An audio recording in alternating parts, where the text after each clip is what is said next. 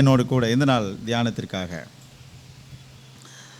யோசுவா 5ஆம் அதிகாரம் 13 வசனம். யோசுவா 5:13.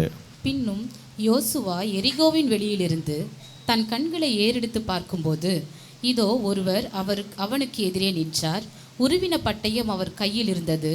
யோசுவா அவரிடத்தில் போய், நீர் எங்களை சேர்ந்தவரோ எங்கள் சத்துருக்களை சேர்ந்தவரோ என்று கேட்டான். நீர் எங்களை சேர்ந்தவரோ அல்லது எங்கள் சத்துருக்களை சேர்ந்தவரோ என்று கேட்டான். அதற்கு அவர் அது ரொம்ப முக்கியமாக பாருங்க. அதற்கு அவர், காலையிலே சாங்குக்கு முன்னாடியே பார்த்தோம், அவர் தான் இவர். அங்கே என்ன வயசில் பார்த்தோம்? 12 வயசில். இங்கே என்ன ஸ்டைலில் பார்க்குறோம்? அவரை என்ன ஸ்டைலில் இருக்கிறாரு? என்ன ஸ்டைலுங்க இருக்காரு? கர்த்தருடைய தூதனானவர் ஸ்டைலில் இங்கே இருக்கிறார். ஸோ அதை புரிஞ்சுக்கிங்க. கர்த்தர் நல்லவர். இயேசுவை புரிஞ்சுக்கணும், யாவை புரிஞ்சுக்கணும். அவரை புரிந்து கொள்ளாத பட்சத்தில் நீங்கள் அவரை ஆராதிக்கவே முடியாது, தோத்திரம் செலுத்த முடியாது. அவரை நீங்கள் புரிஞ்சிக்கணும். இதை நீங்கள் ரொம்ப கவனமாக கவனிச்சிக்கிங்க. ஆக இடையில் வந்தவர் வேறு ஒருவர் அல்ல, முன்னே இருந்தவர் தான் அவர் நமக்காக வந்தார். கடவுள் தான் மனித அவதாரம் எடுத்து இந்த பூமிக்கு வந்தார். அவர் தான் பலியாக மாறினார். ஓகே, அதற்கு அவர் அல்ல, அப்படி அல்ல, நான் கர்த்தருடைய சேனையின் அதிபதியா இப்பொழுது சேனையின் அதிபதி. அப்போ என்ன டியூட்டியில் இருக்கார் அவரு? ஜெனரல். பரலோகத்துக்கு ஒரு மிலிட்ரி இருக்கு. அந்த மிலிட்ரியினுடைய ஜெனரல் யாரு? இயேசு. இப்போ 2000 வருஷத்துக்கு முன்னாடி, இதுக்கு முன்னாடி அதுதான் பெரிய குழப்பம். அதை நீங்கள் புரிஞ்சுக்கணும். புரிஞ்சுக்கிட்டீங்கன்னு சொன்னால் நீங்கள் எல்லாரும் பாக்கியசாலிகள். நான் சேனையின் அதிபதி. அப்படியானால் பரலோகத்தில் ஒரு சேனை இருக்கத்தான் செய்து, ஒரு இராணுவம் இருக்கத்தான் செய்து, அவர்கள் 365 நாளும் உங்களை பாதுகாக்க அவர் உலாவிட்டே இருக்காங்க. அரசாங்கங்களை வழி நடத்த அவர்கள் உலாவிட்டே இருக்காங்க. அழிவு பேரழிவுக்கு விலக்கி காக்க அவர்கள் உலாவிட்டே இருக்காங்க என்பதை மறந்துடாதீங்க. அது இன்றைக்கு நேற்றுக்கு அல்ல, உலகம் உண்டானது முதற்கொண்டு தேவ தூதர்கள் உலாவிக்கிட்டே இருக்காங்க இந்த பூமியில். கர்த்தருடைய நாம மகிமைப்படட்டும். நான் சேனையின் அதிபதி என்று சொல்லி, அப்பொழுது யோசுவா தரையிலே முகம் குப்புற விழுந்து பணிந்து கொண்டு அவரை நோக்கி, என் ஆண்டவர் தமது அடியேனுக்கு சொல்லுகிறது என்னவென்று கேட்டான். அதனால புரிஞ்ச உடனே தாழ விழுந்தணும். ஏன் நான் கீழே உட்கார்றேன், ஏன் சேரில் உட்கார்றேன், ஏன் சேரில் உட்காரல, ஏன் கீழே உட்காரல, அதை புரிஞ்சுக்கணும். ஏன் நிற்கிறேன் என்பதை புரிஞ்சுக்கணும். தெய்வத்தை பார்த்துட்டாலே நாம் எங்கே தான் உட்காருவோம்? பாருங்க, இவரே ஒரு அதிபதி தான். யாரு? யோசுவா ஒரு அதிபதி தான். அதிபதிக்கு அதிபதியை பார்த்துட்ட பிறகு என்ன பண்ணிடணும்? அதை நீங்கள் புரிஞ்சுக்கணும். கடவுள் சன்னிதானத்துக்கு போய் கீழே உட்கார்ந்து ஆராதித்து தியானிப்பது அது நமக்கு ரொம்ப மிகுந்த ஆசீர்வாதம். ஒரு அற்புதமான ஒரு கால வேலை. நீங்கள் யார் பட்சமாக இருக்கிறீர்கள்? அந்த ஒரு வார்த்தையை அங்கே கேட்டார் யோசுவா. சேனையின் அதிபதியை பார்த்து அதை கேட்டார். நாம் காலையில் இதனுடைய இன்ட்ரோடக்ஷன் ஒரு பார்ட்டை நம்ம பார்த்துட்டோம். பரிசுத்த ஆவியானவர் நம்மோடு கூட தொடர்ந்து பேசட்டோம்.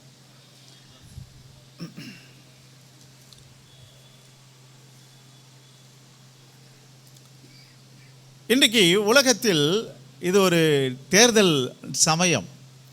இந்த தேர்தல் சமயத்தில் எல்லா கட்சிகளும் என்ன சொல்லுது? நீங்கள் எந்த பக்கம் இருக்கீங்க? நீங்கள் எந்த கட்சி? இதுதான் நிறைய கேள்வி. நீங்கள் எந்த கட்சி? நீங்கள் எந்த சைடு இருக்கீங்க?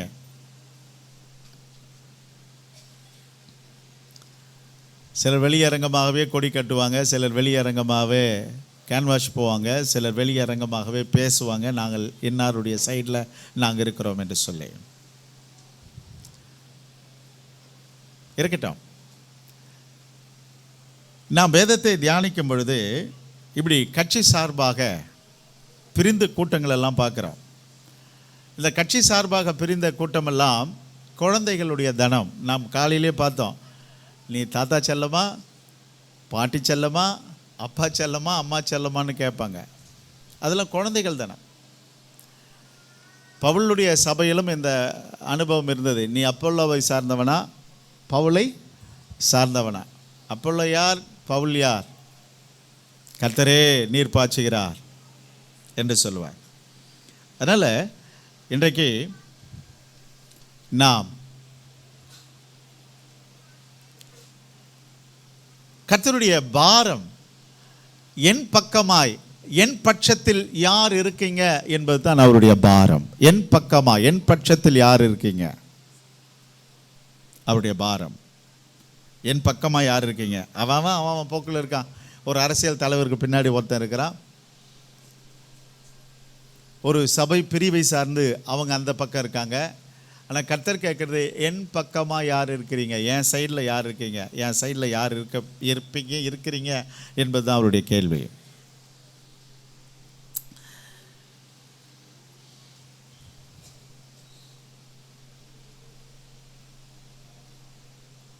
அவருடைய சைடில், அவருடைய பக்கமாக யார் இருக்க முடியும்? ஒன்று, அவரை பற்றி தெரிஞ்சிருக்கணும், அவருடைய வல்லமை புரிஞ்சிருக்கணும், அவருடைய மகத்துவம் தெரிஞ்சிருந்தால் மட்டும்தான் அவருடைய சைடில் இருக்கவே முடியும். உங்களுக்கு தெரியுமா, இந்த லாஸ்ட் ஃப்ரைடே எலிகு யார் பக்கமாக இருந்தார்? யார் பக்கம்? அவர் தேவனாகிய தெய்வத்தின் பக்கமாய் அவர் இருந்ததுனால தான், யோபு நீ பேசுறது தப்பு, பெரியவர்களே ஞானிகளே நீங்கள் பேசுகிறதும் தப்பு, உங்ககிட்ட என்ன இல்லை, நியாயமே இல்லை. அவர் சொன்ன டைலாக் எல்லாம் எனக்கு ரொம்ப பிடிச்சமான டைலாக்ஸுங்க. இந்த ஒரு வசனத்தை வாசிட்டு நம்ம போகலாம், நேரம் இல்லை. என்னோட கூட யோபு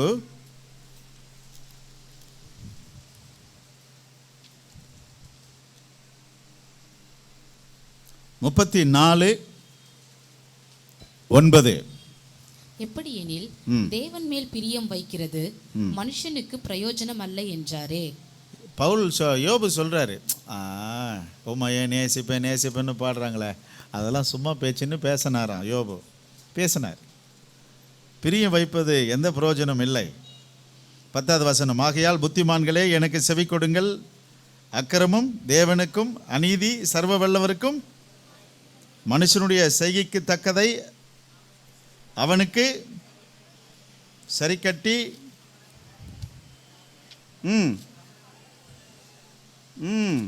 ஸ்தோத்திரம். ஆகவே 32ஆம் அதிகாரம் எடுங்களேன்.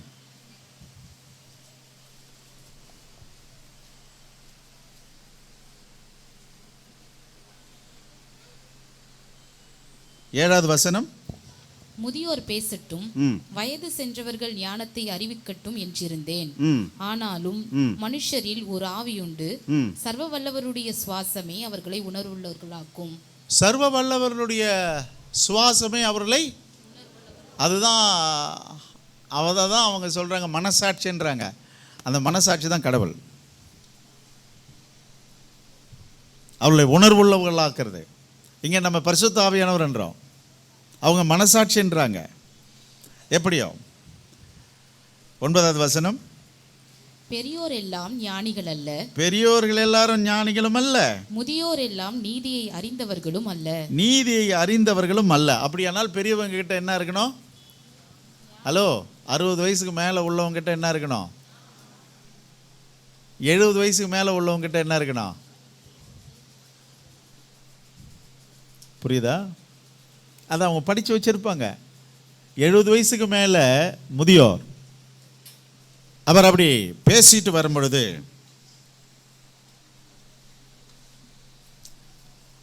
அவர் கர்த்தருடைய பக்கத்தில் இருந்துகிட்டு எல்லாருக்கும் புத்தி சொல்வார். யோபுக்கு புத்தி சொல்றார், நண்பர்களுக்கு புத்தி சொல்றார், எல்லாருக்கும் புத்தி சொல்றார். சரி, ஓகே. ஸோ அந்த வெள்ளிக்கிழமை செய்தியினுடைய ஆழத்திலிருந்து தான் இது ஒரு சின்ன ஒரு பிரான்ச், ஒரு பிரிவு பிரிஞ்சிருக்கு. உங்களுக்கு எத்தனை பேருக்கு புரியுதுன்னு தெரியல. பரிசுத்த ஆவியானவர் உங்களோடு கூட பேசட்டும். ஒரு 3 காரியத்தில் யார் யார் என்று பார்க்க போகிறோம். Who is for the Lord? Who is for us?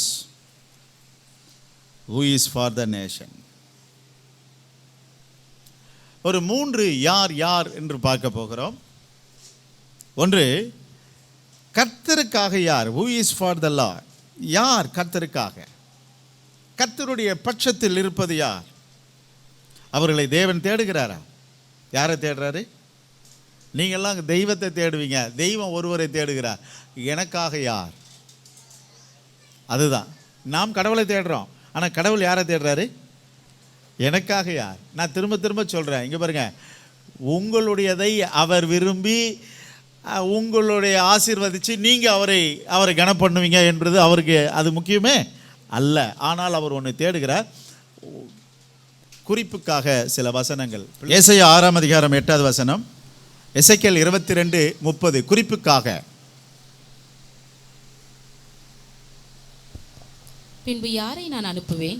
யாரை அனுப்புவேன்? யார் நமது காரியமாய் போவான் என்று உரைக்கிற ஆண்டவருடைய சத்தத்தை கேட்டேன். அதற்கு ஆண்டவருடைய சத்தத்தை கேட்டேன். அவர் ஒருவரை தேடுகிறார். அதுதான் ரொம்ப முக்கியம் இந்த நாட்களில். ஏன்னு கேட்டீங்கன்னா, இன்றைக்கு இங்க பாருங்க, தெய்வீக சபைகளுடைய சாரம் குறைஞ்சு போச்சு. பரிசுத்தமாய் வளர்க்கக்கூடிய போதக பிதாக்கள் மரிச்சிட்டாங்க. இன்னைக்கு சபையை ஒழுங்கும் கரவுமாய் நடத்தக்கூடிய தாசர்கள் இல்லை. இன்னைக்கு குடும்பங்களை கட்டுக்கோப்பாக நடத்தக்கூடிய பரிசுத்தவான்கள் இன்றைக்கு இல்லை. பரிசுத்த மகன் மகள்கள் இன்றைக்கு இல்லை. எப்படியோ வாழ்ந்துக்கலாம், எப்படியோ போய்க்கலாம் என்ற ஒரு சிச்சுவேஷன் இன்றைக்கு சபைகளுக்குள்ள வந்துடுச்சு. இந்த சூழ்நிலையில் தான் கர்த்தர் என் பக்கமா யார், எனக்காக யார் பேசுவார்கள் என்பதுதான் இறைவனுடைய ஒரு வேதனையான கூக்குரல். ஏசாயாவினிடத்தில் அந்த சத்தம் துணிக்கிறது. யார்? மறுபடியும் யாரை நான் அனுப்புவேன்? யாரை நான் அனுப்புவேன்? ஏன்னா எல்லா உதடும் அசுத்த உதடு, எல்லாரும் தீட்டு உள்ளவர்கள். யாரை நான் அனுப்புவேன்? யார் நமது காரியமாய் போவான் என்று.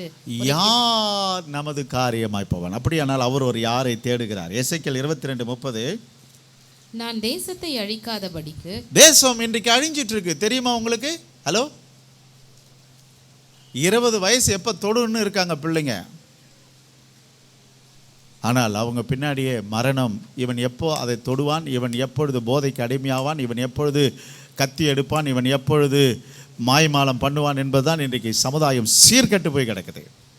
ஹலோ, கவனிங்க.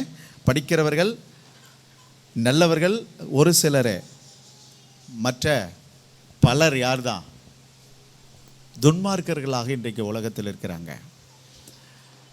அதனால் பரலோகம் கேட்குற கேள்வி என்ன தெரியுமா? கர்த்தருக்காக யார்? ஏசாயா கிட்ட அந்த சத்தம் கேட்டது, யாரை அனுப்புவேன்? ஏசாயா உடனே சொல்லிட்டாரு, இருக்கிற கோடிகளுக்கெல்லாம் என்னை ஒப்பு கொடுக்கிறேன்னு சொல்லிட்டார். என்னை அனுப்பும், நான் ஆயத்தம் என்று சொன்னார். இப்பொழுது எசேக்கியேல் இடத்துல ஒரு சத்தம் வருது 22:30. நான் தேசத்தை அழிக்காதபடிக்கு திறப்பிலே நிற்க சுவரை அடைக்கவும் தக்கதாக ஒரு மனுஷனை தேடினேன். ஒருவனையும் காணேன். ஒருவனும் இல்லை. ஏன்னா அவன் போக்கில் அவன் போயிட்டு இருக்கான். இன்னைக்குள்ள பக்தியை நீங்கள் யூடியூப்பில் பாருங்களேன். நீங்கள் தான் இப்போ தான் யூடியூப்பில் பார்த்துட்டு இருக்கீங்க. நீங்கள் பார்க்குறதில்ல, அதாவது ஸ்டேட்டஸில் வேறு போடுறீங்க. எல்லோரும் உங்களை வாட்ச் பண்ணிக்கிட்டு தான் இருக்கிறேன். ஆனால் நீங்கள் என்ன பார்க்க முடியாது. நீங்கள் பார்க்கறது இல்லாத அதை தூக்கி யூடியூப்பில் ஸ்டேட்டஸில் வர வைக்கிறேன். அதான் உன் ஸ்டேட்டஸா? உன் ஸ்டேட்டஸை வையேன். உன் ஸ்டேட்டஸை வைக்கிறதே கிடையாது. இவங்க ஸ்டேட்டஸை வைக்கல. யாருடைய ஸ்டேட்டஸை வைக்கிறாங்க? அல்லது உன் சபை ஸ்டேட்டஸ் என்ன வைக்கிறியா? அதுவும் இல்லை. யாருடைய ஸ்டேட்டஸை நீ தூக்கி வைக்கிறதுக்கு நீ யார்? அவனுக்கு என்ன கூலிக்காரனா? அவனுக்கு என்ன சேலரி கொடுக்குறானா? அவனுக்கு எதனா கமிஷன் கொடுக்குறானா? அவனுக்கு வியூஸ் போகிறதுனால? கொஞ்சம் யோசித்து பாருங்கள். அப்படியே தூக்கி ஸ்டேட்டஸ் வைக்கிறீங்க. ரைட், ஓகே, விட்டுருவோம். கர்த்தருக்காக யார்?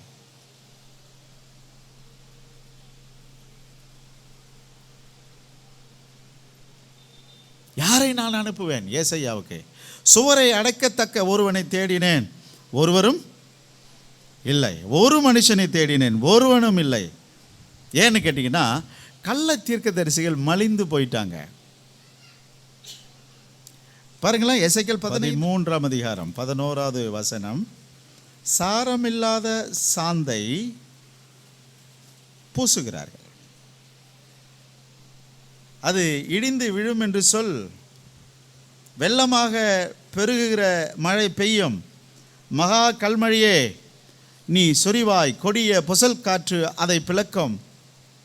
ஏதோ சுவர் விழும் பொழுது நீங்கள் பூசணம் பூச்சி எங்கே என்று சொல்வார்கள் அல்லவோ, நீங்கள் பூசின பூச்சி எங்கே என்று சொல்வார்கள் அல்லவோ.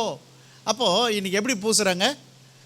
இன்றைக்குள்ள கவர்மெண்ட்டு பிரிட்ஜு போடுதே, எப்படி 3 மாதம் கூட இல்லை, 5 அடி பள்ளம் விழுந்துடுச்சு. அந்த மாதிரி எல்லாத்துலேயும் ஊழல். இன்றைக்கி பிரசங்கம் இவனுக்கு 3/4 மணி நேரம் 1 ஹவர் கொடுத்தால என்ன பூச்சி தான் பூசுகிறாங்க பிரசங்கத்தில்? மேல் பூச்சி, சும்மா அப்படி மேலேயே பூசுறது. அப்படி எப்படி கர்த்தர் பக்கமாக சபை வரும்? கர்த்தர் என்ன சொல்கிறேன்னா, என் பக்கமாக ஜனங்களை இழுங்கப்பா, என் பக்கமாக மக்களை சேருங்க, என்னுடைய அறிவை கொடுங்க, வேதத்தின் மகத்துவத்தை சொல்லிக் கொடுங்க, இந்த உலகம் எப்படி போயிட்டு இருக்குதுன்றது சொல்லிக் கொடுங்க. ஹலோ, கவனிக்கிறீங்களா? நேற்றைக்கு வாலண்டியர்ஸ் ஜெபக்குறிப்பில் தம்பி ஜெபக்குறிப்பு கொடுத்தாங்க. அதில் சில ஜெபக்குறிப்பு, ஒரு ஒரு ஒரு கடை பக்கத்தில் ஒரு ஆட்டோ வந்து நிற்குது.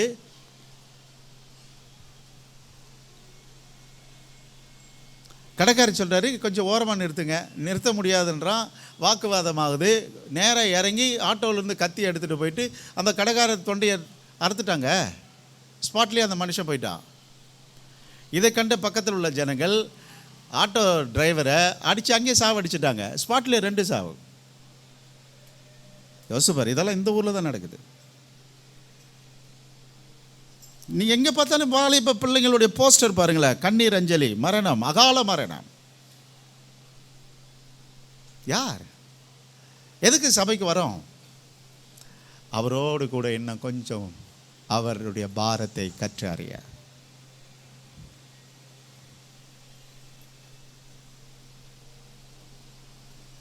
ரெண்டு நாளுக்கு முன்னாடி நீங்கள் பார்த்துருக்கலாம், இந்த கிரீன் சினிமா வழியை வரும்பொழுது ஒரு பந்தல் போட்டுட்டு இருந்த வெள்ளிக்கிழமை என்னன்னு விசாரித்தேன். ஒரு பெண்ணு சொல்கிறா, உன்னை எனக்கு பிடிக்கல, செத்து போயிடுன்றா. உடனே ஸ்பாட்டில் செத்துட்டாங்க. எப்படின்னா, காலையில் 5 மணிக்கு ட்ரெஸ் போடுறான், ஷூ போடுறான், மேக்கப் போடுறான், அப்படியே தூக்கில் தொங்குறாங்க. விடிய காத்தில் 5 மணிக்கு. வயசு என்ன? 24.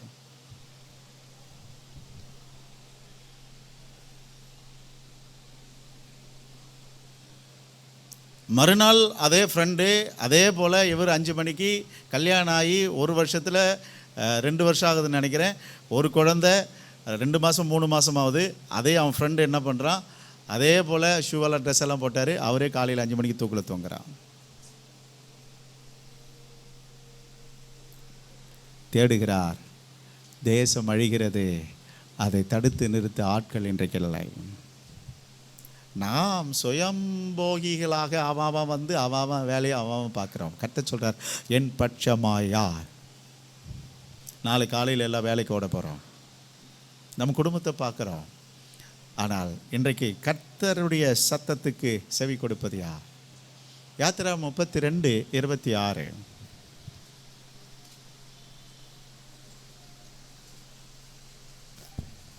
பாளையத்தின் வாசலில் நின்று கர்த்தருடைய பட்சத்தில் இருக்கிறவர்கள் யார்? கர்த்தருடைய பட்சத்தில் இருப்பது யார்? கவனிங்க, இங்கே பாருங்க, அங்கே 2 ஆராதனை நடக்குது. ஹலோ, 32ஆம் அதிகாரத்தை நான் சொல்கிறேன், கவனிங்களா? மோசே மலையிலிருந்து இறங்குகிறார், அவர் ஒரு ஆராதனை பண்ணுறார். ஆராதனை பண்ணி அவர் கட்டையிலெல்லாம் வாங்கிட்டு வர்றார், பலகையெல்லாம் வாங்கிட்டு வர்றார். கவனிக்கிறீங்களா? தெரியும் தானே? அவர் பலகையெல்லாம் வாங்கிட்டு வர்றார். அங்கே ஒரு ஆராதனை. கீழே அவர் வரத்துக்குள்ளே ஒரு ஆராதனை தொடங்கிடுச்சு. ஆரோன், இவரும் பெரிய தலைவர் தான், மேலேருந்து இறங்குறவரும் தலைவர் தான். இங்கே சின்ன தலைவர் என்ன பண்ணிட்டாரு, வயசில் ஒரு மூத்தவர் ஆரோன். இந்த மூத்தவங்க தான் பிரச்சனையை பண்ணுறது. இவர் ஒரு ஆராதனை தொடங்கிட்டார். என்ன ஆராதனை? எல்லாரையும் நிர்வாணமாக்கிட்டார். கன்றுக்குட்டி செஞ்சு வச்சுட்டார். அவ்வளோதான், பூஜை புனஸ்காரம் நடக்குது. இங்கே ஒரு ஆராதனை. அப்பொழுது இறங்கினவர் கேட்டார், யார் கர்த்தர் பட்சத்தில் இருக்கிறது? 32ஆம் அதிகாரம். இப்போ குனிச்சு பாருங்க, 26வது வசனம். பாளையத்தின் வாசலில் நின்று கர்த்தருடைய பட்சத்தில் இருக்கிறவர்கள் யார்? யார்? யார்? இதுதான் அவருடைய கேள்வி. யார் கர்த்தருடைய பட்சத்தில்? யார்? யார் கர்த்தருடைய பட்சத்தில்? யாரும் வரல. ஏன்னு கேட்டிங்கன்னா, வெட்டணும். அவரவர்கள் உடன்பிறப்புகளை அவரவர்கள் சொந்த பந்தங்களை வெட்டணும். யார் என்று சொன்ன உடனே அவர்கள் என்னிடத்தில் சேர வேண்டும் என்றான். அப்பொழுது லேவியின் புத்திரர் எல்லாரும் அவனிடத்தில் கூடி வந்தார்கள். அவன் அவர்களை நோக்கி, உங்களில் ஒவ்வொருவரும் தன் பட்டயத்தை தன் அறையிலே கட்டிக்கொண்டு பாளையம் எங்கும் உள்ளும் புறம்பும் வாசலுக்கு வாசல் போய் ஒவ்வொருவனும் தன் தன் சகோதரனையும் தன் தன் சிநேகிதனையும் தன் அயலானையும் கொன்று போட வேண்டும் என்று இஸ்ரவேலின் தேவனாகிய கர்த்தர் சொல்லுகிறார். வெட்டு. ஹலோ மகளே, மகனே, இன்றைக்கு நம்ம என்ன பண்ணுறோம்? சுவிசேஷம் சொல்கிறதுல கூட ஒரு பாசாங்க, இந்த சர்ச்சுக்கு வேணாம், நீங்கள் அந்த சர்ச்சுக்கு போங்க, இவங்களை நீங்கள் பக்கத்தில் சர்ச்சுக்கு போயிடுங்க. நீங்கள் உங்கள் உறவுக்காரர்களை நீங்கள் சரியான முறையில் பக்குவமாக அவர்களை ரட்சிப்பின் பாதையில் நடத்தாவிட்டால் உங்களுக்கு கண்களுக்கு முன்பதாக அழிச்சிருவாங்க. என் பட்சமா யார் இருக்கிறார்? அன்றைக்கு வந்தவங்க லேவி கோத்திரம் மட்டும்தான் வந்துச்சு. அது ஒரு சத்தியம். வெறும் லேவியர்கள், வேற எந்த கோத்திரம் வரல. 11 கோத்திரம் யாருமே வரல, லேவி மட்டும் வந்துச்சு. கர்த்தருக்கென்று ஊழியம் செய்கிற மகளே, மகனே, இன்றைக்கு எப்படி ஊழியம் செய்கிறோம் என்பதை மாத்திரம் பாருங்கள். சாரமில்லாத சாந்து பூசுறாங்க. அந்த 13ஆம் அதிகாரத்துக்கு உங்களுடைய வேதத்தை திருப்பிக் கொள்ளுங்க. இன்றைக்குள்ள ஊழியம் அங்கே ரொம்ப அழகாக இருக்குது. இன்றைக்குள்ள ஊழியம் எப்படி நடந்துட்டுருக்கு பாருங்க. எசேக்கியேல் 13ஆம் அதிகாரத்தை நீங்கள் உங்கள் வேதத்தை திருப்பிக் கொள்ளுங்கள். நான் வேகமாக படிச்சுட்டு போகிறதுனால உங்களுக்கு பிரயோஜனப்படாது. மிக கவனமாக படிக்கிறோம். ஸோ கவனிச்சுக்கிங்க. 3வது வசனம். கர்த்தராகிய ஆண்டவர் உரைக்கிறதாவது, தாங்கள் ஒன்றும் தரிசியாமல் இருந்தும் தங்களுடைய ஆவியின் ஏவுதலை பின்பற்றுகிற மதிக்கட்ட தீர்க்கதரிசி. ஒன்றுமே உங்களுக்கு தெரியாது. பைபிள் எழுதியிருக்குது, பேசுகிறேன். நீ பார்த்தியா பரிசுத்தத்தில் அன்பில் பரிசுத்தத்தை பார்த்தியா? புரியுதா? நான் அதை ருசிக்கணும்.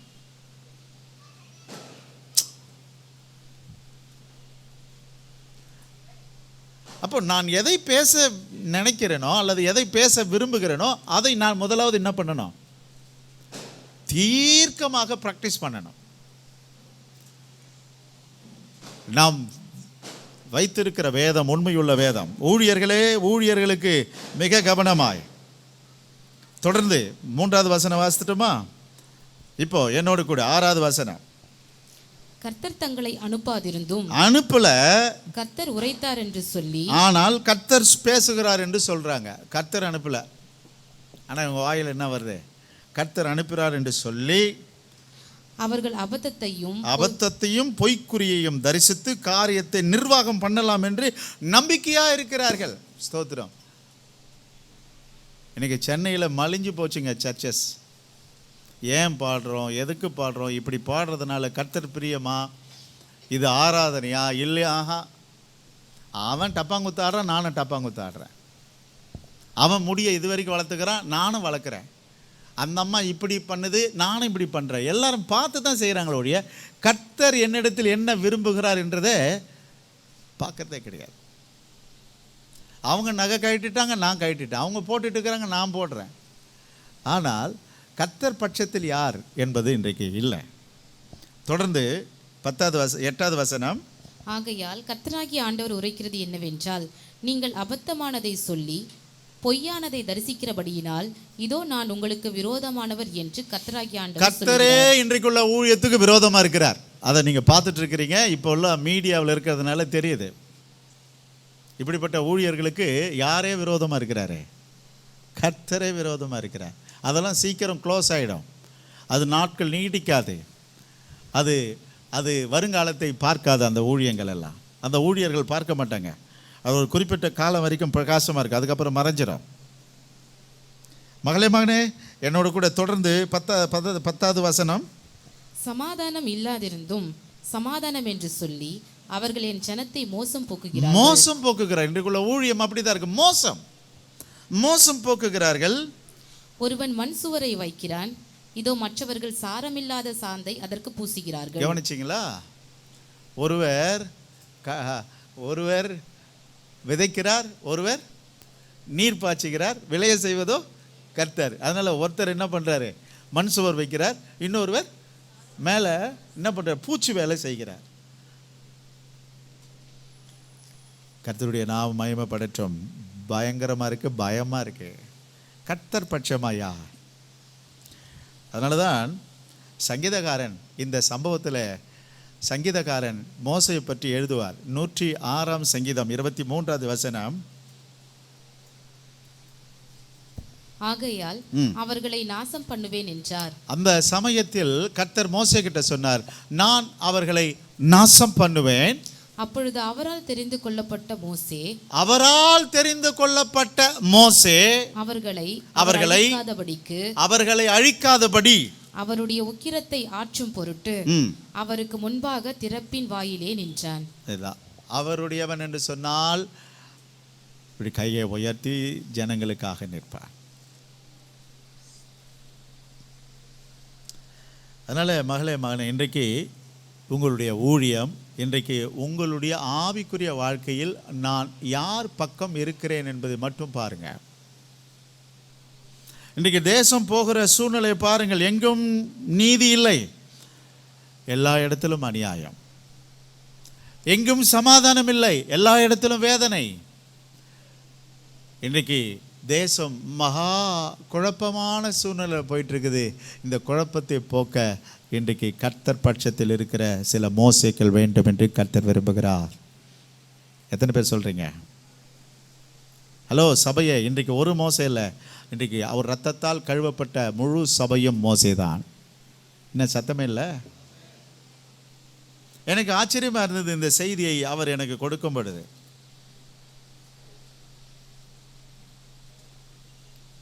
சபையை அவர் நேசிக்கிறார். கர்த்தருக்காக யார்? அப்போ கர்த்தருக்காக ஒருவன் நிற்கும் பொழுது இவன் பேசுகிறதை கர்த்தர் கேட்கிறார். மோசே பேசினதை கர்த்தர் கேட்டார். மகளே, இன்றைக்கு உன்னுடைய ஜெபம் உனக்காகவா அல்லது கர்த்தர் விருப்பம்படி நடக்குதா? ஊழியர்களே, இன்றைக்கு எப்படி ஜெபம் நடந்துட்டு இருக்கு, நடத்துகிறோம் என்பதை பாருங்க. இன்றைக்கு ஜனங்கள் சபை ஒரு பக்கம் அழிகிறது. அதான் 2 ஆராதனை சொன்னேன். ஒரு பக்கம் தேவ சபை அழிகிறது, இன்னொரு பக்கம் சபையில் இருக்கிறவர்கள் விக்கிர ஆராதனைக்காரெல்லாம் மாறிட்டாங்க. ரொம்ப படுவேதனையா இருக்கு இன்றைக்குள்ள சபையினுடைய நிலவரங்கள்.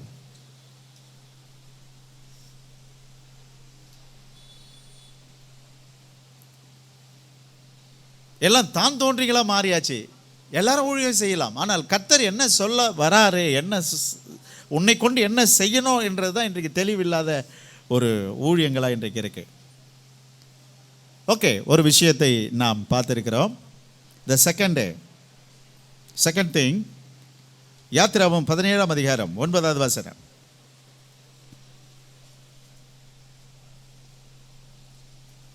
யாத்திராவும் 17:9. அப்பொழுது மோசே யோசுவாவை நோக்கி, யோசுவாவை பார்த்து, நீ நமக்காக மனிதரை தெரிந்து கொண்டு, நமக்காக, அந்த இடத்தை மட்டும் நீங்க ஹைலைட் பண்ணிக்கணும். நமக்காக இதை ரொம்ப கவனமாக கவனிங்க.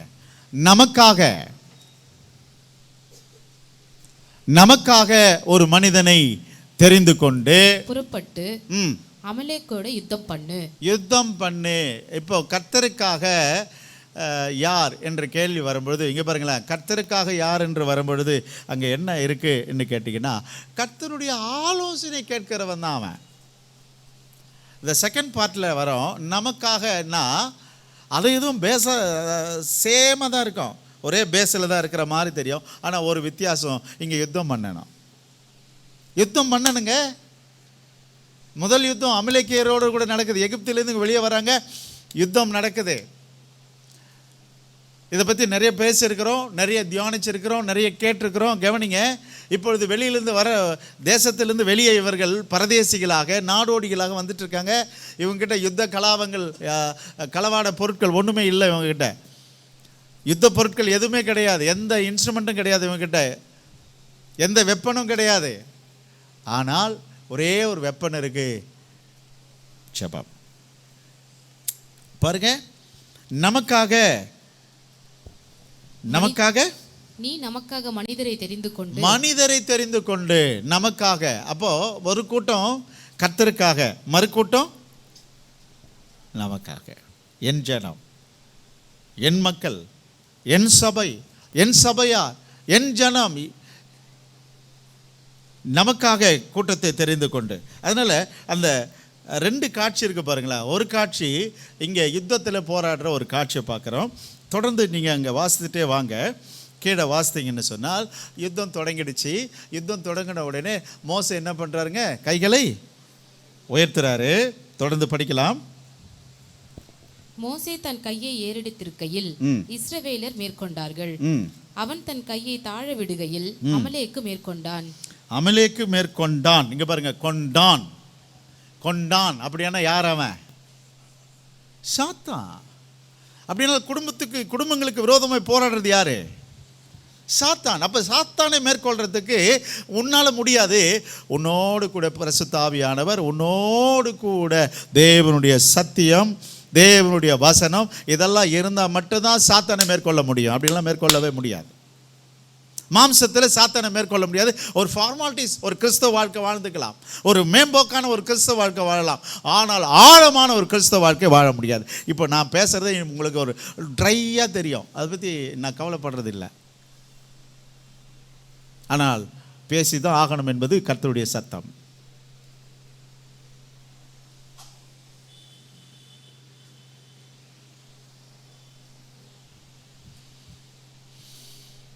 இங்கே ரெண்டு யுத்தம் நடந்துட்டு இருக்குது. ஒரு யுத்தம் பூமியில் நடந்துட்டு இருக்கு, இன்னொரு யுத்தம் மலை மேலே மோசையோடு கூட ஊரும் ஆரோனும் யுத்தம் பண்ணிட்டு இருக்காங்க. மோசையை மாத்திரமல்ல, இங்கே பாருங்களேன், காலையில் உயர்த்தப்பட்ட கை மாலை வரையும் எப்படிங்க இருக்கும்? நீங்கள் கொஞ்சம் யோசித்தீங்களா? அங்கே ஒரு கூட்டம் நமக்காக இருக்கு, இன்னொரு கூட்டம் மோசேனுடைய கையை பிடிச்சிக்கிட்டு நமக்காக நிற்குது. ரெண்டு கூட்டம் தெரியுதா உங்களுக்கு? ரெண்டு கூட்டம் இருக்கு. அவங்க விட்டுட்டா, இங்கே பாருங்க, அவங்க விட்டுட்டா என்ன ஆயிருக்கும்? மோசே கையை தளர்த்தும் போது என்ன ஆகுது? இங்கே அமலேக்கன் வெட்டுகிறான். அதான் 17ஆம் அதிகாரத்தில் நம்ம பார்க்குறோம். அப்புறம் மோசேயின் கைகள் அசந்து போயிற்று. எவ்வளோ நேரம் தான் வச்சிருக்க முடியும்? எத்தனை மணி நேரம் வச்சிருக்க முடியும்? என்னதான் பாரம் இருந்தாலும், ஐயோ என் மக்கள் காப்பாற்றப்படணும்னா எவ்வளோ நேரம் தான் வச்சிருக்க முடியும்? இல்லையா? அசந்து போயிட்டு அப்பொழுது அவர்கள் ஒரு கல்லை கொண்டு வந்து அவன் கீழே வைத்தார்கள். இது ஒரு யுத்தங்க. இந்த சேவை செய்வது ஒரு யுத்தம். பரிசுத்தவான்களுக்கான ஒரு சேவை செய்வது அது ஒரு யுத்த களம். எல்லாராலும் செஞ்சிட முடியாது. கல்லை கொண்டு வந்து அவன் கீழே வைத்தார்கள். அதன் மேல் மோசே உட்கார்ந்தான். ஊரும் ஆரோனும் ஒருவன் ஒரு பக்கத்திலும் ஒருவன் மறுபக்கத்திலும் இருந்து அவன் கைகளை தாங்கினார்கள். இவ்விதமாய் அவன் கைகள் சூரியன் அஸ்தமிக்கும் வரையும் ஒரே நிலையாயிருந்தது. இது ஒரு கூட்டம் நமக்காக. இப்போ மோசே சொல்வார், எனக்காக 2 பேர். இங்கே பாருங்க, இந்த 2 பேரால தான் மோசே கை எப்படி இருந்தது, அதனால தான் அவங்க ஜெயிச்சாங்க. ஆனால் அவங்க சொல்லுவாங்க, நாங்கள் சண்டையில் இருந்ததுனால தான் நாங்கள் ஜெயிச்சேன்னு சொல்லுவாங்க. அப்போ ஊரும் ஆரோனா அல்லது அங்கே யுத்தத்தில் இருந்தாங்களா அவங்களா? என்ன சத்தமே இல்லை? எல்லாரும் வேணும். ஆனால் பவர் எங்கேருந்து தான் வருது? பரிசுத்தவான்களிடத்திலிருந்து வருது. அதனால பரிசுத்தவான்களுக்கு அதிகமாக நீங்கள் சேவை செய்யுங்க. பரிசுத்தவான்களை குறை பேசுறதை முதல்ல நிறுத்திடுங்க. கர்த்தர் உனக்கு என்ன செய்ய சொன்னாரோ அதை மட்டும் செய்யுங்க. கர்த்தருடைய ஊழியத்தை வல்லமே செய்யுங்க. நீயும் செய்ய மாட்ட, செய்யணும்னு விட மாட்ட. குறை பேசுறது தான் பெருசாக வாயை கிழிக்கிறோம். நீ செய்கிறியா? நீ எப்படி செய்கிற? எவ்வளவு செய்கிற? அவன் பேசுகிறான், அவன் செய்யலாம் பேசுகிறான்.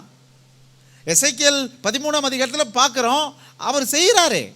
அதை எடுத்துகிட்டு நீ செய்யாமலே குறை பேசுறேன்னா நீ எப்படிப்பட்ட கிரிமினலு? இவர் 10 விசுவாசி கூட வச்சிருக்க மாட்டார். அது ஒரிஜினலா எல்லாம் சாரம் இல்லாத சாந்த பூசி வச்சுட்டு இருப்பார் அந்த 10 விசுவாசி. ஒரு மழை வந்த உடனே எல்லாம் காலி. மழைன்னா பிரச்சனை. கவனிக்கிறீங்களா?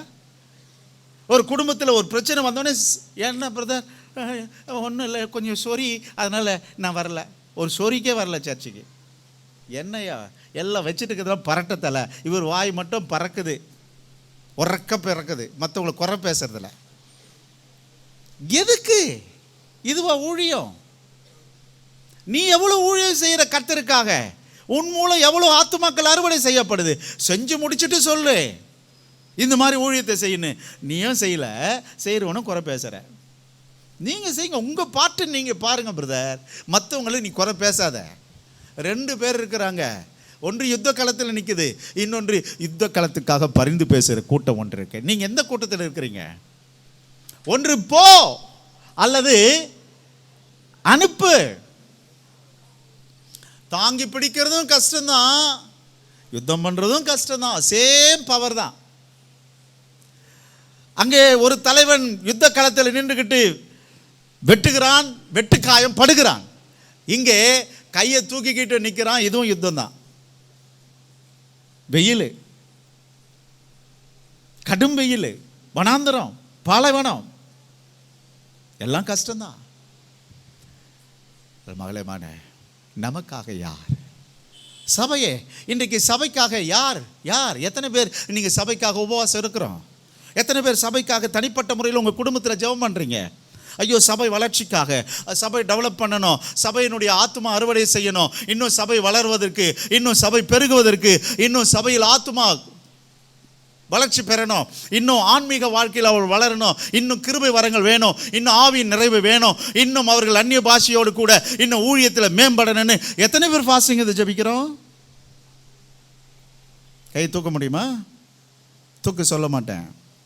ஆனால் நீங்கள் எத்தனை பேர் என்பதை கவனிங்க. நமக்காக பரலோகம் சந்தோஷப்படும். கர்த்தருக்காக ஒரு கூட்டம், நமக்காக மறு கூட்டம். இன்னொரு காரியத்தை கூட நம்ம பார்க்கலாம்.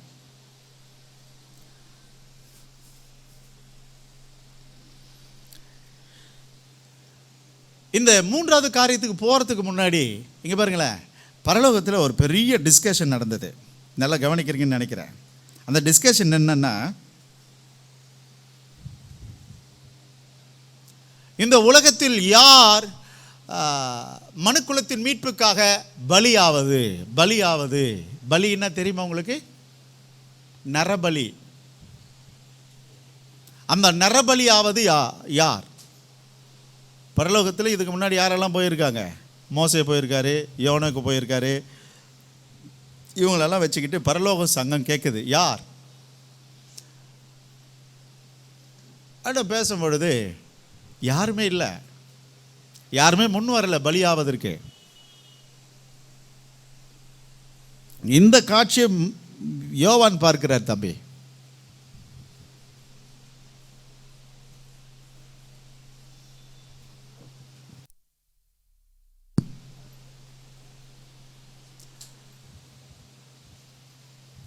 இந்த உலகத்தில் உள்ள பாழ்கடிப்புகள், இந்த உலகத்தில் உள்ள நியாய தீர்ப்பு, இந்த உலகத்தில் உள்ள சேமம், வேதனை, கஷ்டங்கள் எல்லாவற்றையும் சரி செய்ய எதனால் மட்டும்தான் முடியும்?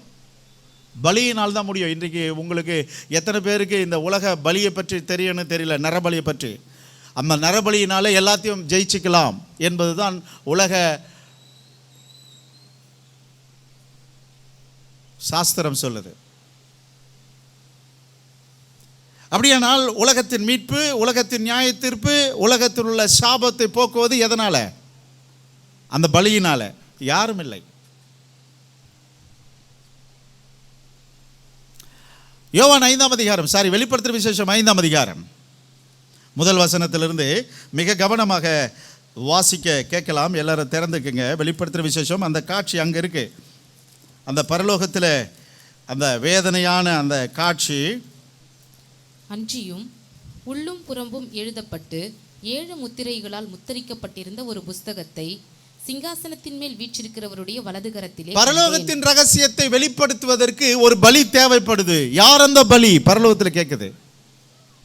நியாய தீர்ப்பிலிருந்து மனுக்குலத்தை காப்பாற்றுவதற்கு, அழிவிலிருந்து, பேரழிவிலிருந்து காப்பாற்றுவதற்கு யார்? தேவனுடைய வெளிப்பாடை காட்டுவதற்கு யார் என்று கேட்கும்போது ஆபிரகாம் இல்லை, மோசே இல்லை, எலியா இல்லை, யோனாக்கு இல்லை, யாரும் கிடையாது, யாரும் வரல. அப்படியானால் இப்பொழுது அதை பார்த்து கொண்டிருக்கும் பொழுது 2வது வசனம், புஸ்தகங்கள் திறக்கவும் அதன் முத்திரைகளை உடைக்கவும் பாத்திரவான் யார்? அதுதான் கேட்கிறோம். யார் என்று மிகுந்த சத்தமிட்டு கூறுகிற பலமுள்ள ஒரு தூதனை கண்டேன். வானத்திலாவது பூமியிலாவது பூமியின் கீழாவது ஒருவனும் அந்த புஸ்தகத்தை திறக்க பார்க்க கூடாது இருந்தது. யாருக்கும் அதிகாரம் இல்லை. ஒருவனுக்கும் அந்த புத்தகத்தை திறந்து வாசிக்க பார்க்க பாத்திரவானாய் காணப்படாதனால் நான் மிகவும் அழுதேன். என்னோட உலகத்தில் ஒருத்த கூட இல்லையா இந்த வெளிப்பாடை காட்டுறது? இந்த வெளிப்பாடை பார்க்கறது சீஷர்கள் மட்டும்தான், அதாவது சபைக்கு மட்டும்தான் இந்த வெளிப்பாடை கொடுக்கிறார். இதுக்கு முன்னாடி உள்ள பரிசுத்தவான்களுக்கு இந்த வெளிப்பாடு இல்லை என்பதை நீங்கள் கவனிக்கணும். சபைக்கு மட்டும்தான் இந்த வெளிப்பாடு உள்ளது சபை. சபைக்கு வெளிப்பாடே இல்லை. இன்றைக்கி எல்லாம் வெளிப்பாடு இல்லாமல் இருக்குது. அதனால தான் இன்றைக்கி கஷ்டமாக இருக்குது சபைகள் எல்லாம். வாழ்க்கை நஷ்டம். இன்றைக்கி சபைகள் ஆசீர்வாதமாக இல்லை. ஆசீர்வாதம் மீன்ஸ் எல்லாரும் கர்த்தருடைய மகிமையை பறைசாற்றணும். அதுதான் ஆசீர்வாதம். இன்றைக்கி பறைசாற்றுவதே இல்லை, குறை சாற்றுவது தான் அதிகம் சபையில். தேவனை மகிமைப்படுத்துன்னா தேவனை இவர்களை கணயனப்படுத்துறது தான் இவங்களுக்கு வேலை. இன்னும் வேறு 10வது கொச்சத்தில் யூடியூபர் வந்துடுச்சுல்ல, பேசு, எவ்வளோ பேசுகிறவோ பேசு, என் நீதியை வெளிச்சத்தை போல் ஆக்குவார்.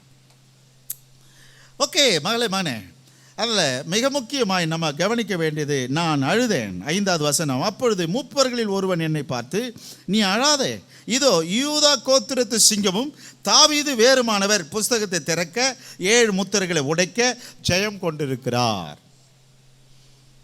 அப்பொழுது இதோ அடிக்கப்பட்ட வண்ணமாக இருக்கிற ஒரு ஆட்டுக்குட்டி சிங்காசனத்திற்கும் 4 ஜீவன்களுக்கும் மூப்பர்களுக்கும் மத்தியில் நிற்க பார்த்தேன்.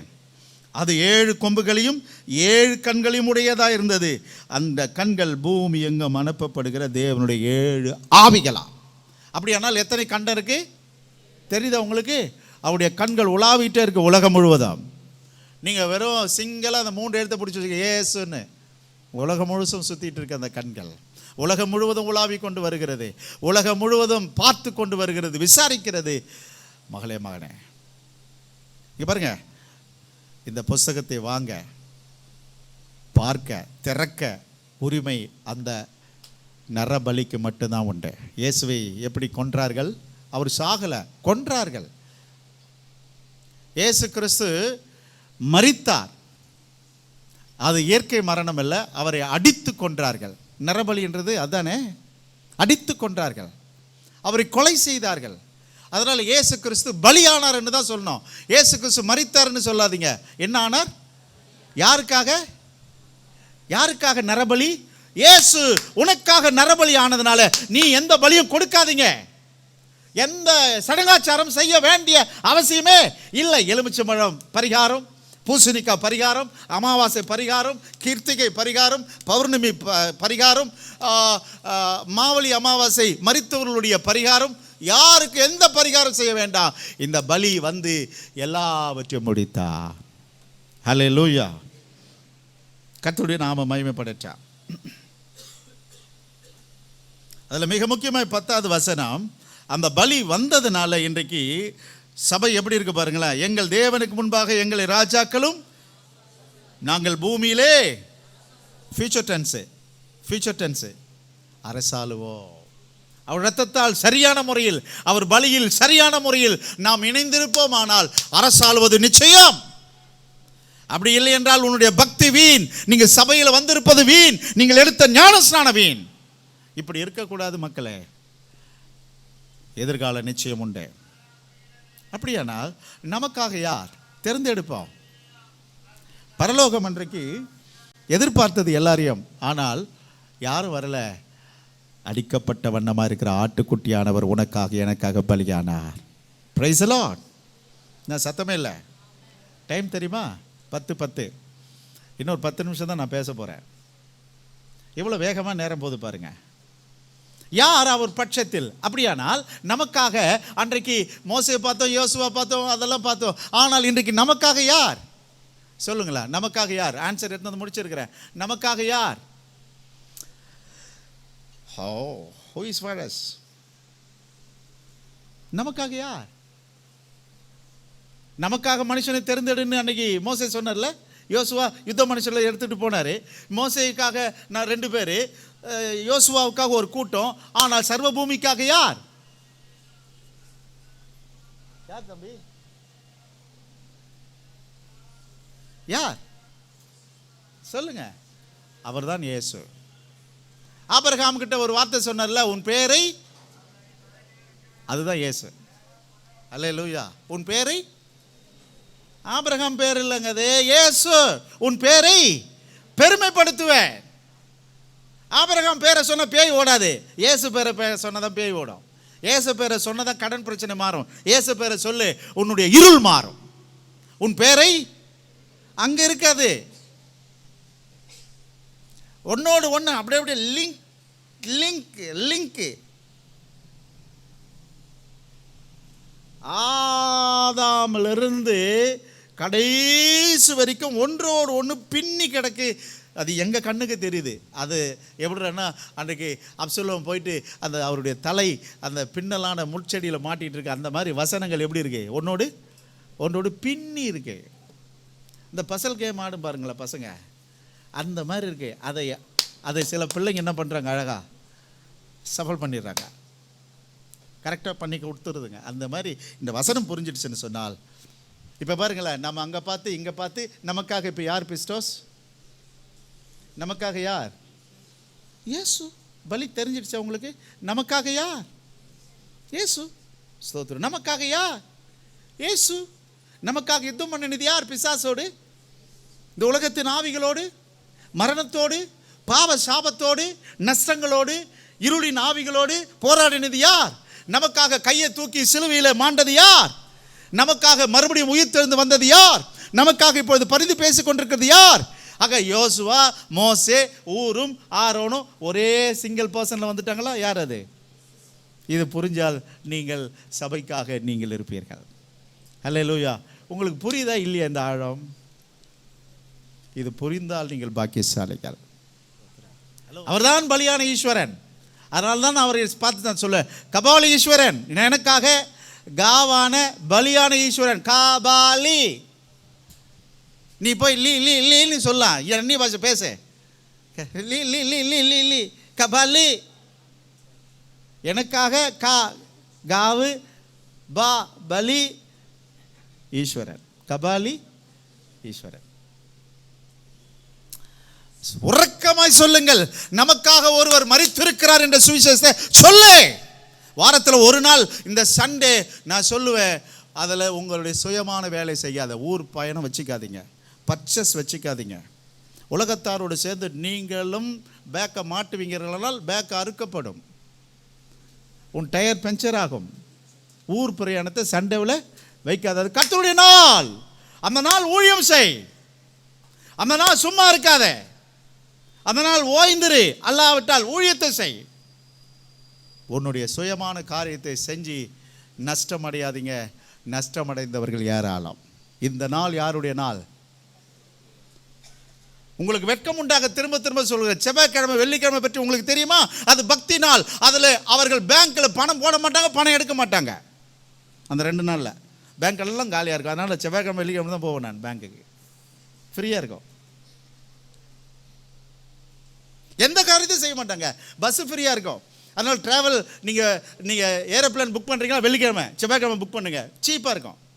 ஏன்னா ட்ராவல் பண்ண மாட்டாங்க. அவங்களுக்கு தெரியுது செவ்வாய்க்கிழமை வெள்ளிக்கிழமை அது பக்தி நாள். உலகத்தை வச்சுருக்கிறான். உனக்கு தெரியுமா சண்டே? நமக்கு சண்டே தானே, என்னென்னோ வருது என் வாயில், தோத்துரும் வேண்டாம். உலகம் கூத்தடிக்குது, கும்மால் அடிக்குது, உனக்கு என்ன?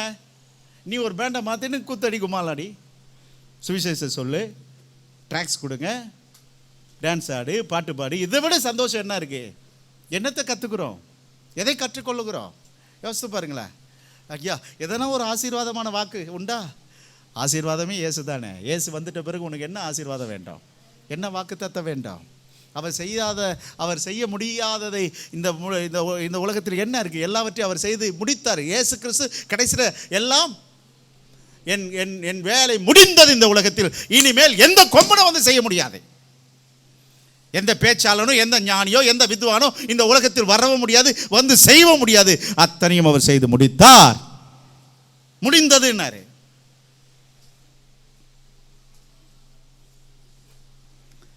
சரி, ஓகே, என்னுடைய உரையை முடிக்க நேரம் வந்துருச்சு. ஓகே, 3வது போலான்னு நினைக்கிறேன். போலாமா? சத்தமே இல்லையா? போலாமா? நான் தான் ரொம்ப வேர்த்து இருக்கிறேன். என்னாமம் 25ஆம் அதிகாரம் 1-3 நீங்கள் யார் பட்சம்? 3வது தலைப்பை பார்க்கிறோம். Who is for the nation? நாட்டுக்காக, தேசத்துக்காக யார்? இங்க பாருங்களேன், ஓட்டு நமது உரிமை. நாட்டுக்காக, நாட்டுக்காக நமது ஓட்டு முக்கியம். நோட்டுக்காக போட்டுறாதீங்க. உங்களுக்கு கண்டிப்பாக நாட்டுக்காக என் ஓட்டு உண்டு. என் சபையாருக்கும் சொல்கிறேன், கண்டிப்பாக என் மக்கள் ஓட்டு போடுவாங்க நாட்டுக்காக. என்ன சத்தமே இல்லையா? நாட்டுக்காக ஓட்டு போடுங்க. போட்டுறாத. நல்ல தலைவனுக்கு என்ன பண்ணுங்க? ஓட்டை போடுங்க. நல்ல தலைவனுக்கு ஓட்டு போடுங்க. நாகர்கோயிலில் பேசுகிறாங்க, கிறிஸ்தவர்களுக்கு விரோதமாய். ஆசாரி பள்ளத்தில் இப்போது மெடிக்கல் காலேஜ் ஒன்று கட்டுறாங்க. அதோடு கூட ஒரு சேப்பல் கட்டணுன்னு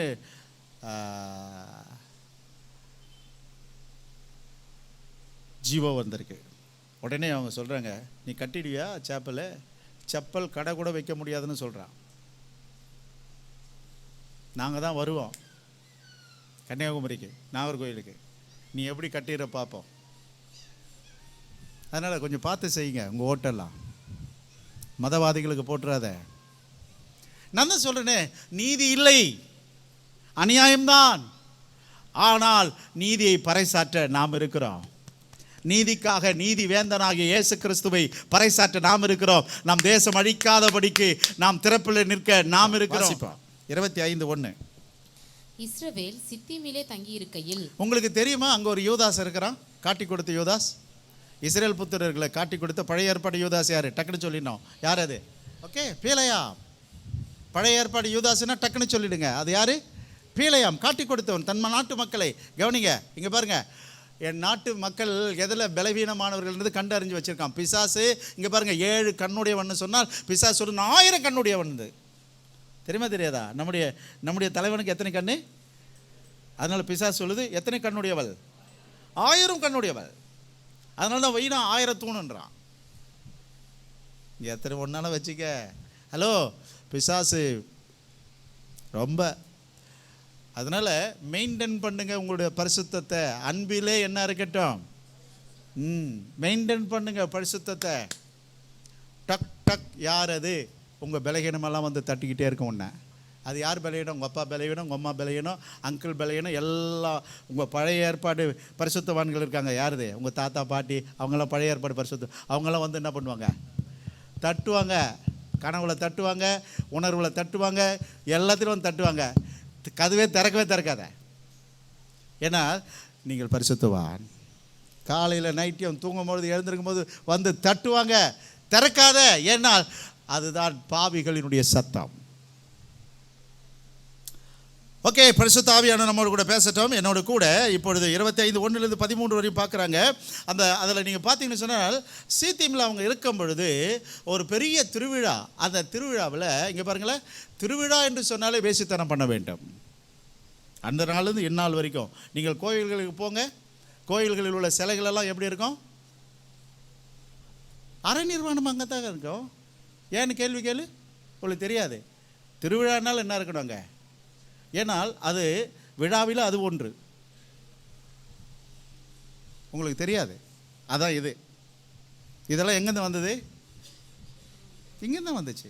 விழான்னு சொன்னாலும் என்ன இருக்கணும் அங்கே? நீங்கள் எந்த ஊருக்கு வேணாலும் போங்க, அந்த ஊரில் அது உண்டு, இப்போவும் உண்டு.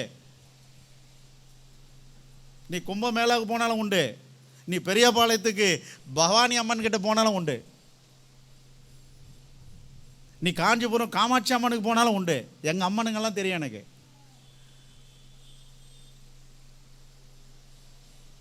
ஹலோ, இருக்கீங்களா இல்லையா? ஆனால் ஒன்றே ஒன்று பரிசுத்தமான ஒரு இடம் தேவ சபகம் மாத்திரமே. இங்கே காதல் கீதல் இல்லை. இங்கே ஒரே நோக்கம் பரிசுத்தம். அவனுக்கு தெரியுங்க, மனுஷன் இங்கே பாருங்க, மனுஷன் பொய்யன், மனுஷன் முரடன், மனுஷன் வேசித்தனத்துக்கு பலகீனமானவன், மனுஷன் கோபக்காரன், மனுஷன் கொலைக்காரன், மனுஷன் ஃபைனலி அடிமை. இதான் மனுஷன், யாராக இருந்தாலும் சரி. அவன் படித்தவன், அவன் அதிகாரி, ராஜாவாக இருக்கட்டும், எல்லாம் இந்த கேட்டகரியில் அடங்கிடுவாங்க. ஆனால் இதிலிருந்து நாம் உலகத்திலிருந்து வேறு பிரித்த மக்கள் நீங்களும் நானும், நீதிமான்களும் பரிசுத்தவான்களும் ஆசாரியர்கள் கூட்டமாக கர்த்தர் நம்மை பிரித்து வைத்திருக்கிறார். நீங்கள் உலகத்தார் அல்ல, ஏனெனில் நான் உங்களை உலகத்திலிருந்து வேறு பிரித்திருக்கிறேன் இயேசு சொன்னார். ஹல்லேலூயா. நமக்கும் உண்டு, அதெல்லாம் உண்டு. பண ஆசை இல்லையா? வீடு ஆசை இல்லையா? சொத்து ஆசை இல்லையா? நமக்கும் காதல் ஆசை இல்லையா? நமக்கும் சீகை சிலங்கார அலங்கார ஆசையெல்லாம் இல்லையா? எல்லாம் உண்டு. ஆனால் அவைகள் நம்மை மேற்கொள்ளக்கூடாது. Praise the Lord. என்ன சத்தமே இல்லை? மேற்கொள்ள விடக்கூடாது. அதனால தான் மிக கவனமாக இருக்கணும். ஆண்கள் பெண்கள் விஷய சமயங்களில் ரொம்ப கவனம். ஏன்னா உலகம் இதில் அடிமைப்பட்டு கிடக்குது. நான் சில 5-6 காரியம் சொன்னல, அதில் தான் கிடக்கு. இதில் யாருக்கும் விதிவிலக்கே இல்லை. ஆனால் உனக்கும் எனக்கும் விதிவிலக்கை ஏற்படுத்தி இருக்கிறது வேதம். விதிவிலக்கை ஏற்படுத்தி கொடுத்தார் இயேசு கிறிஸ்து. ஹல்லேலூயா. அதனால தான் எல்லாரையும் அக்கான்னு கூப்பிடுங்க, எல்லாரையும் அண்ணன்னு கூப்பிடுங்க, எல்லாரும் அப்பான்னு கூப்பிடுங்க, எல்லாரையும் அம்மான்னு கூப்பிடுங்க.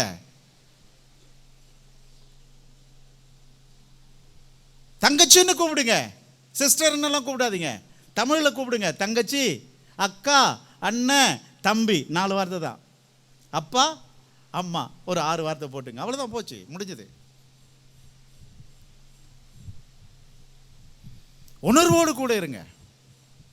சரி, என்னுடைய உரையை நான் முடிக்கிறேன். Who is for the nation? நாட்டுக்காக யார்?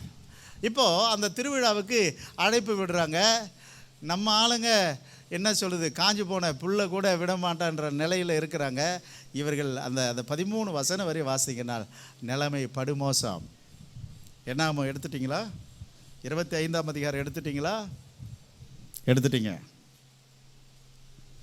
மிக கவனமாக அந்த 13 வசனம் வாசிக்கணும். நீங்கள் வாசித்து பார்த்தீங்கன்னா தெரியும். இப்பொழுது 11வது வசனம். நான் என் எரிச்சலில் இஸ்ரவேல் புத்திரரை நிர்மூலமாக்காதபடி. யாரே எரிச்சல் பண்ணிடுச்சு. ஆல்ரெடி இவர் எரிஞ்சு நமக்காக சாம்பலாய் மாறி போனார். அதனால தான் இன்றைக்கு சைவர்கள் விபூதி பூசுறாங்க. கடவுள் சாம்பலாய் மாறி போனார். உனக்காக எனக்காக அவர் குலைந்து போனார். ஆகவே அவர் எரிந்து போனார். ஆகவே சாம்பல். கடவுள் என்னவா மாறிட்டாரு? சைவர்கள் அவர்கள் பரிசுத்தமானவர், எனக்காக சாம்பலா மாறினார். சாம்பலை வாரி பூசிக்கிறாங்க. அது ஒரு பக்கம் இருக்கட்டும், அர்த்தம் தெரியாமல் பேசுகிறாங்க. அதனால் சைவர்களுக்கெல்லாம் நான் ஒரு பாட்டு பாடுவேன். தென்னாட்டு சிவனை போற்றி எந்நாட்டுக்கும் வானவன் இறைவா போற்றி. மேலங்கிழம் பார்ப்பான்.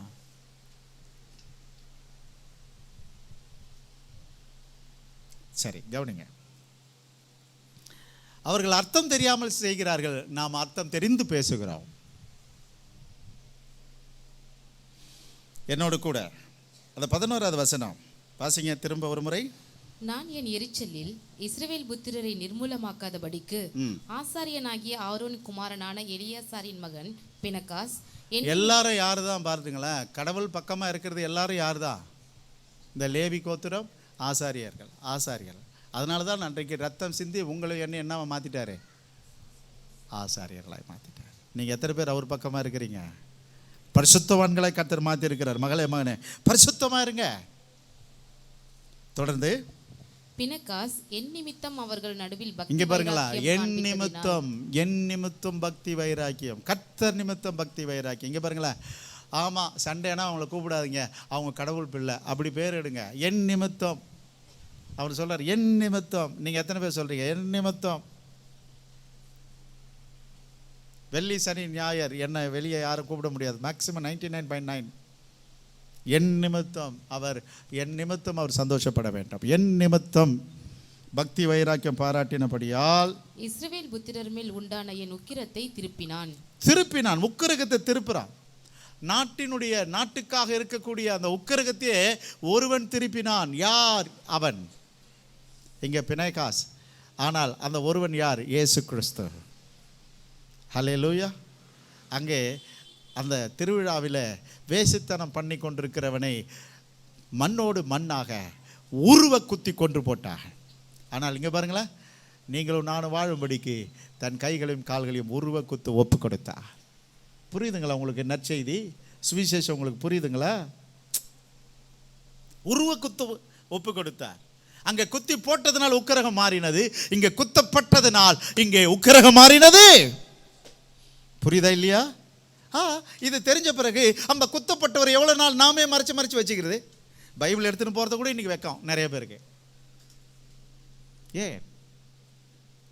குத்தப்பட்டவரை வெளியே சொல்லுங்க, அப்பொழுது உக்கிரகம் மாறும், கடவுளுடைய உக்கிரகம் மாறும். இன்றைக்கு இங்கே பாருங்க, சூப்பர்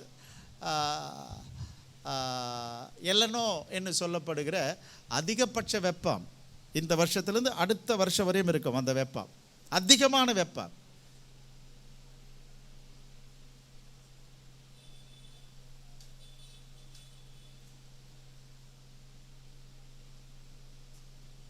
வெயில் கடுமையா இருக்கும் 2027 வரை ஆராய்ச்சியாளர் சொல்றாங்க. இது காரணம் என்ன? கடவுளுடைய உக்கிரகம். இவங்க மரத்தை வெட்டினாங்க, ஏசி போட்டாங்க, எல்லாம் சொல்லலாம். ஆனால் நான் சொல்லுவேன், இத்தனை அழிவுக்கும் காரணம் அவருடைய உக்கிரம். கடவுள் பேரில் குறை சொல்லிட்டு நான் தப்பிக்க நான் விரும்பலை. மனிதன் செய்கிற அக்கிரமத்தை நிமித்தம் இந்த பூமி பாழாய் போயிட்டு இருக்கிறது. அந்த அக்கிரமத்தை திருப்புகிறவன் யார்? அன்றைக்கு ஒரு பினாகாஸ், அந்த 13வது வசனம், அவன் தன் தேவனுக்காக பக்தி வைராக்கியம் காண்பித்ததினால் இஸ்ரவேல் புத்திரருக்காக பாவ நிவர்த்தி செய்தபடியினால். பாவ நிவர்த்தி அவன் செஞ்சாங்க. இயேசு கிறிஸ்து தம் ரத்தத்தினால் பாவ நிவர்த்தி செஞ்சார். அங்கே பாருங்க, அந்த சின்ன ஒரு வார்த்தையில் இயேசு வராரு பார்த்தீங்களா? நான் ஊடால நான் யாரை காட்டுறேன்? இயேசுவை காட்டுறேன்.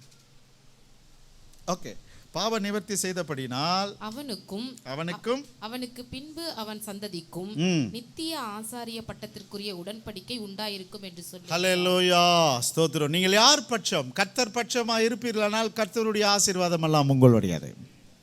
ஹல்லேலூயா. ரோமர் 10ஆம் அதிகாரம் 16வது வசனத்தை வாசித்து நாம் முடிப்போம். சுவிசேஷத்துக்கு எல்லாரும் கீழ்ப்படியவில்லை. அதை குறித்து ஏசாயா கர்த்தாவே எங்கள் மூலமாய் கேள்விப்பட்டதை விசுவாசித்தவன். இங்க பாருங்க, நாங்க கேள்விப்பட்டதை விசுவாசித்தவன் யார்? ஏசாயா 53:1 அதுதான் சொல்லுது. ஏசாயா 53:1 அதேதான். நீங்க ரெஃபரன்ஸ் எழுதிக்கிங்க. ரோமர் 10ஆம் அதிகாரம் 15வது வசனம், அனுப்பப்படாவிட்டால் எப்படி பிரசங்கிப்பார்கள்? சமாதானத்தை கூறி நற்காரியங்களை சுவிசேஷமாய் அறிவிக்கிறவருடைய பாதங்கள் எவ்வளவு அழகானவைகள் என்று ஏசாயா 52:7 சொல்லப்பட்டபடி சுவிசேஷத்திற்கு எல்லாரும் கீழ்ப்படியவில்லையே. அதை குறித்து ஏசாயா கர்த்தாவே எங்கள் மூலமாய் கேள்விப்பட்டதை விசுவாசிக்கத்தக்கவன் யார் என்று சொல்லுகிறானே. ஆதலால் விசுவாசம் கேள்விப்படுகிறதுனாலே வரும். கேள்வியினால் அல்ல, கொஸ்டின் அல்ல, கேள்வி படுகிறதுனால வரும். கேள்விப்படுற மாதிரி கொஞ்சம் வாழுங்களா, டிஸ்பிளே பண்ணுங்க. எதை?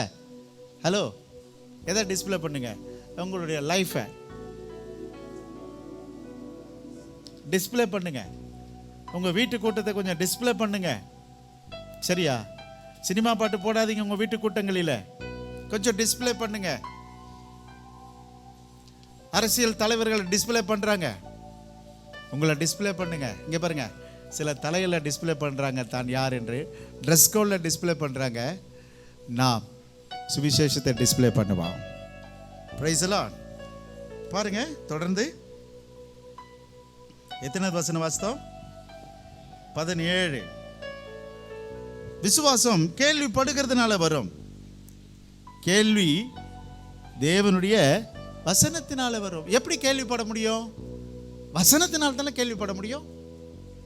தொடர்ந்து, இப்படி இருக்க அவர்கள் கேள்விப்படவில்லையா என்று கேட்கிறேன். கேள்விப்பட்டார்கள். அவைகளின் சத்தம் பூமி எங்கும், அவருடைய வசனங்கள் பூச்சக்கரம் கடைசி வரைக்கும் செல்லுகிறதே. அதனால் மகளே மகனே, இந்த நாளில் கர்த்தரின் பட்சமாய் நிற்கிற ஒரு கூட்டத்தை கர்த்தர் தேர்ந்தெடுக்கிறார், தேடுகிறார். அந்த கூட்டம் இன்றைக்கு ஒரு சிலர் நம்ம சபையில் உண்டு.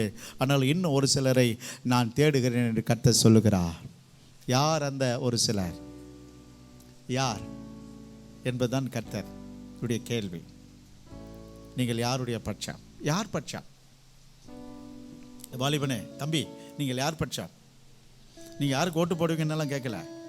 இன்றைக்கு தேசத்தினுடைய பாழான சூழ்நிலைகள், தேசம் அழிவு போயிட்டு இருக்குதே, நீங்கள் எந்த பக்கம்?